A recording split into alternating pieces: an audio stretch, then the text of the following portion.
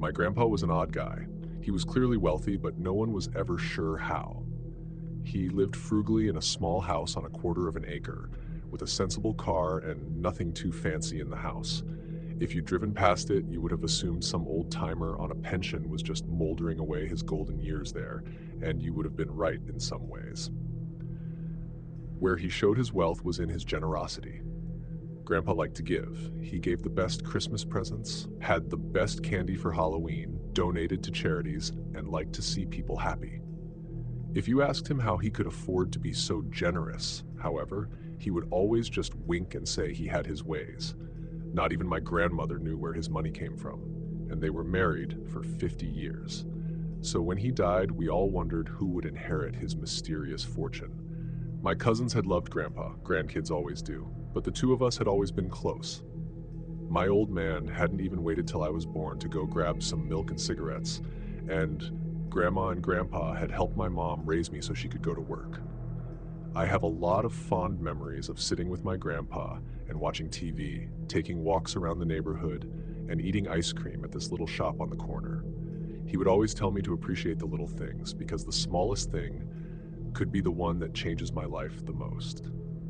"Take this," he would say, showing me the door knocker he often carried in his pocket. I found this when I was a very young man, sifting through trash in a landfill as I looked for bottles to sell. It became my lucky charm, and it changed my life forever. Grandpa carried that door knocker for as long as I had known him, and it was pretty unique. It was a brass hand holding an apple, and it was all meticulously crafted in exhausting detail. The fingers had individual nails, the apple had a stem and leaves, and even the knuckles had wrinkles that had been carefully worked. I couldn't believe as a young child that Grandpa had just pulled this out of a dump, but he carried it everywhere, and I suppose it did bring him luck. The funeral was beautiful, with everyone there having nothing but kind words for Grandpa and his family. After the service, my three cousins and I were asked to come to a will reading at the lawyer's office, and Grandpa had been as generous in death as he was in life. My cousins had received a trust fund for each of them, the amount payable on their 30th birthday, with a small living expense each month. Grandpa hadn't left a trust for me, but he had left me his little house, which I was pretty glad for. Mom had recently married, and though I liked Mike a lot, it had seemed a little weird to have her adult son living in the house she was trying to make a new life in. Grandpa's old house was the perfect size for me, a college student with no real prospects of marriage in the near future. It was close enough to campus that I thought it would be ideal, but the lawyer had one more thing to give me. "Your grandfather was also very clear that I give you this," he said, handing me Grandpa's lucky charm, the brass door knocker. I thanked him, thinking I might hang it somewhere in the house in Grandpa's memory. It seemed only fitting to make a little memorial wall out of it. After all, Grandpa had loved the thing, and it had been his only constant possession for years. So I moved in that day, taking my things and wishing my mom and stepdad goodbye, as I too embarked on a new life. Over the next few days, I changed the house around a little. I hung my flat screen on the wall, I moved Grandpa's favorite chair around, I added my books to his bookshelf, and I donated his clothes and some of his other things to one of his favorite charities in town. I think Gramps would like the thought that his stuff would help people in need, and they were very thankful. A few of them offered condolences, having read about his death in the paper. Grandpa bought a lot of his stuff from Goodwill and Habitat for Humanity, but he also donated a lot, so he was well known to them. It was Friday, about 4 days after the funeral, when I noticed the knocker on the counter and remembered my plans to hang it and make a memorial wall.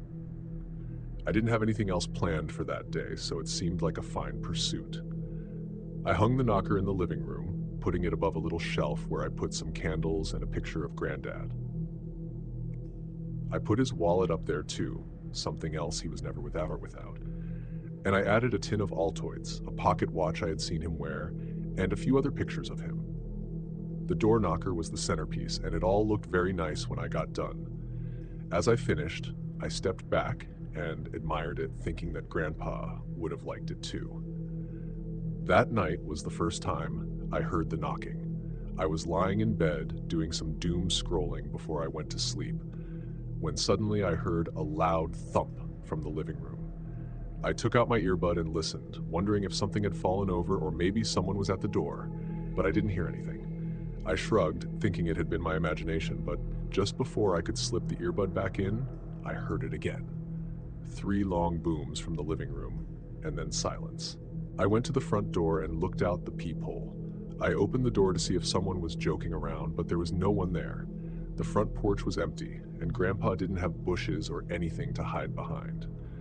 The kid, or whoever, would have to be the freaking Flash to make it off the porch without being seen. I closed the door and started to go back to bed. I had just reached the hallway that led there when I heard it again. 3 long booms, and then silence. I turned back, looking at the door, but there was nothing. The knocking hadn't come from the door. I would have been able to tell. No, it had come from the living room. I glanced around, looking for someone at a window, or maybe the rattle of a woodpecker on the eaves, but there was nothing. I decided to just go to bed and try to make sense of it later, but that wasn't the last time I heard it. I heard the knocking a couple of times over the weekend, but I could never quite nail down where it was coming from. It was always either 1, 2, or 3 knocks, followed by a 10-second pause, and then the same number of knocks before it stopped. By Monday, I was pulling my hair out, wondering if it was the pipes or something in the walls, and then finally I caught it. I had found a wedding picture of my grandparents sitting in a desk drawer, something Grandpa had probably put away so he wouldn't miss her, and decided it would look better on the shelf with his other memories. I was adding the wedding picture beside one of Gramps accepting an award for philanthropy when the knocker on the wall suddenly rattled and thumped. I jumped back, not sure what to make of it. It thumped once, twice, 3 times, and was quiet for about 10 seconds. I had just thought it might be a fluke or something when it did it again. Thump, thump, thump, and then silence. I took it off the wall and looked for some kind of motor or something, but it was just a normal brass knocker.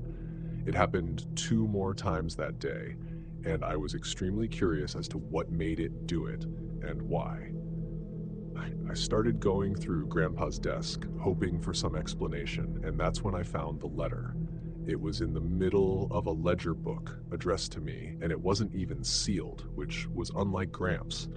It was just a single page of notebook paper, and I was glad to see Grandpa's cramped handwriting speaking to me from the page. I hope you're enjoying the house, and I hope you found this letter in a timely manner.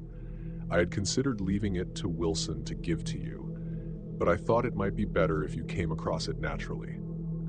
Also, I wanted you to receive the knocker, and Wilson may have decided to keep it if he'd read the letter. He's a good man, an honest man, but greed can do funny things to people. You have probably noticed by now that the door knocker taps on its own sometimes. You wouldn't believe how I discovered its power, a complete accident, but I swear that what I'm about to tell you is absolutely true. The door knocker opens doors to different places. Place it on a door and wait for the knocks. Once it knocks, open the door and travel to where it takes you. The knocker only has 3 destinations, but they have been of great benefit to me and our family. When it knocks, you will have 10 seconds to open the door. The second set of knocks is the doorway closing, so it won't work if you catch it on the second set. 1 knock opens onto the treasury, a room of treasures. Coins, gems, gold, all piled to the ceiling. If anything guards it, it has never bothered me, but I am always careful not to take too much. 2 knocks open onto the library, a room stuffed with bookshelves.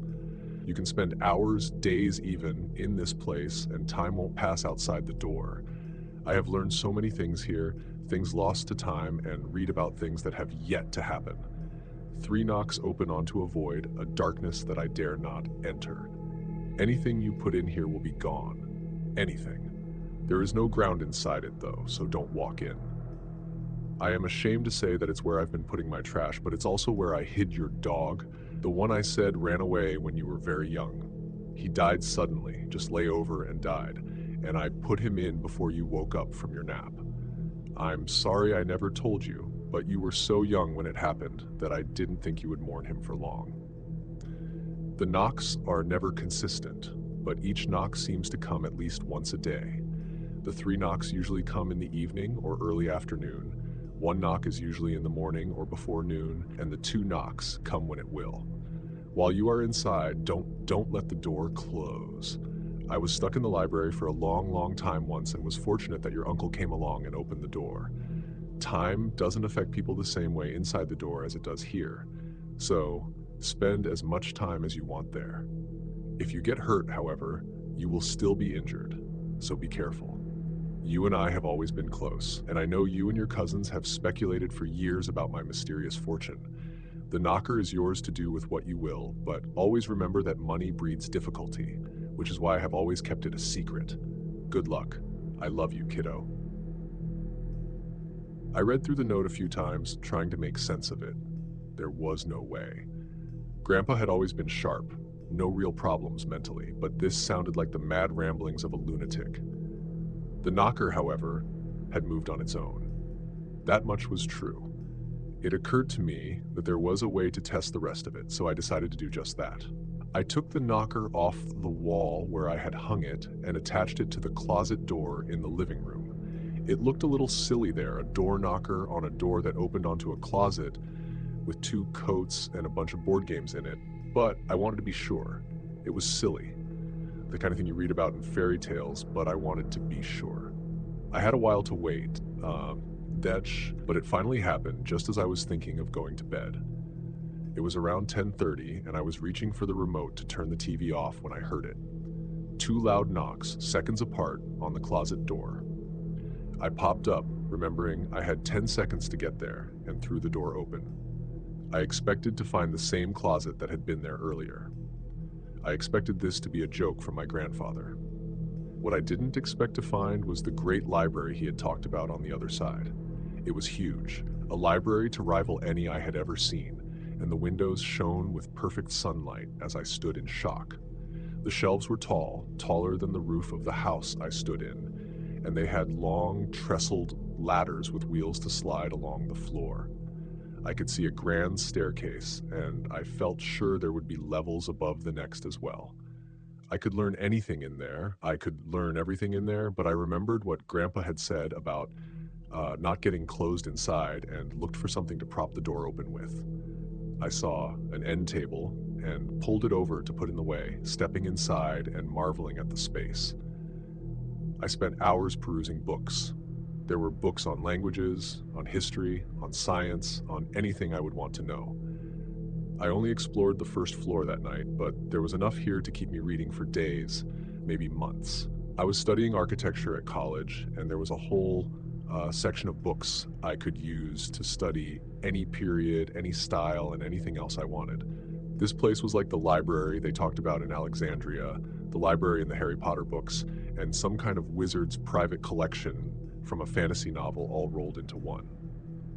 Time may have moved differently here, but it didn't stop me from getting tired. I had been excited when I came in, but after a couple of hours of looking at books, I was yawning and rubbing my eyes. I decided to come back another time and let the door close as I pushed the end table out of the way. It was true. I couldn't believe it, but I had seen it myself. Grandpa had a magic door knocker. I spent the next few days testing each knock pattern, and Grandpa's observations had been spot on. I found the room with the gold in it the next day, and it was almost more impressive than the library. Think of a room full of any kind of money you could want.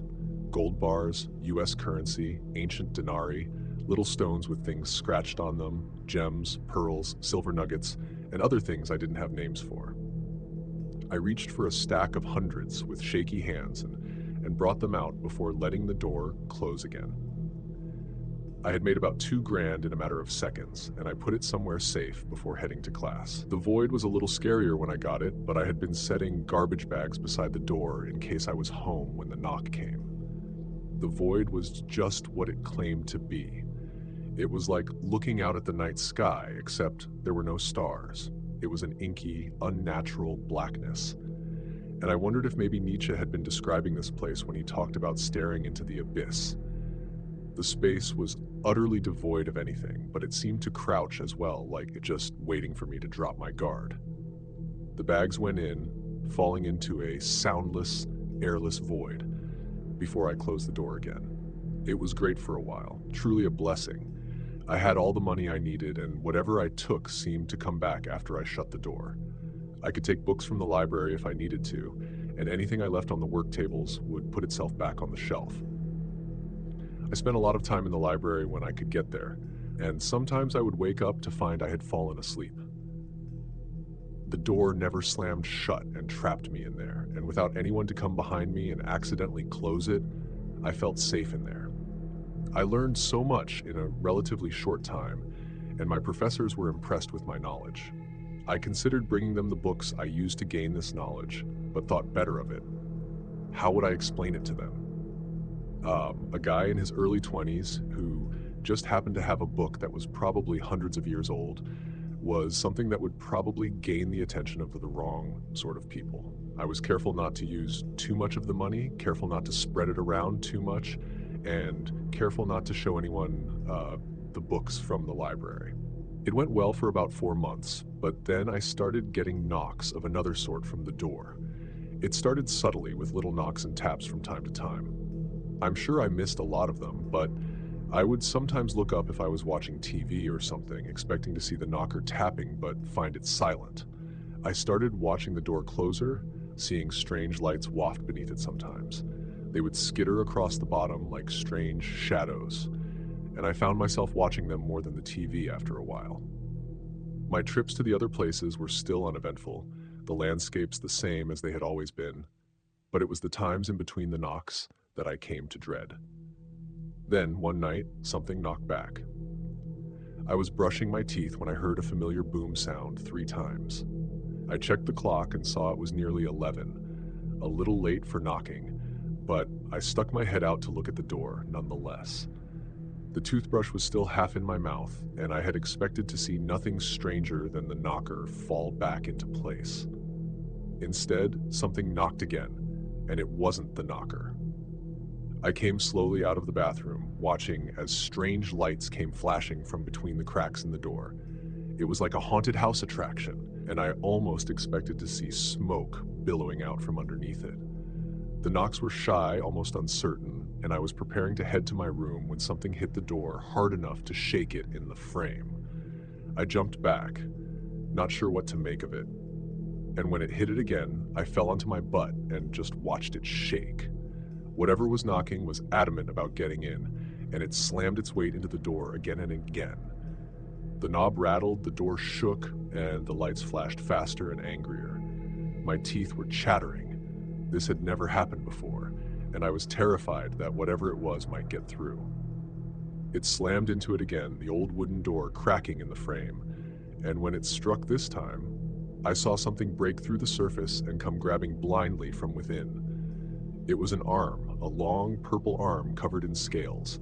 It thrashed around, trying to find something to grab, and the sounds from within were like bats and birds turned up to 1,000. It shivered right on the edge of hearing, and I expected my ears to start bleeding. It was looking for the knob, and I wasn't sure what would happen if it found it. Instead, it bumped into the knocker. It fell off the door. It was only held on by a couple of screws, and as it clattered onto the floor, the most hellish sound of all ripped from the hole before being cut off as suddenly as it had begun.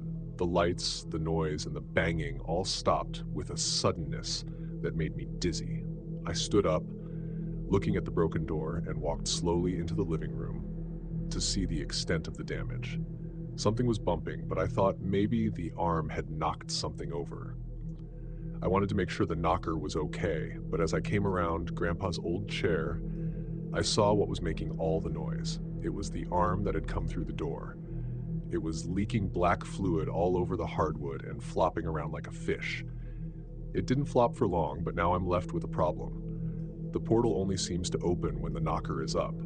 But unless it's up, I can't open it. I wonder if this is why my grandpa kept it with him so often. Did he perhaps have a visitor one night when he least expected it? For now, I'm keeping the knocker in my bedside table, but even as I lay here writing this, I can hear it bump against the wood every now and again. The money will eventually run out, that or my curiosity to learn will get the better of me, and I'll hang the knocker again, but I think, for now, I'll let it sit. No need to invite trouble if I don't have to. My inheritance had some strange rules. Let me know if you'd like me to tweak anything further.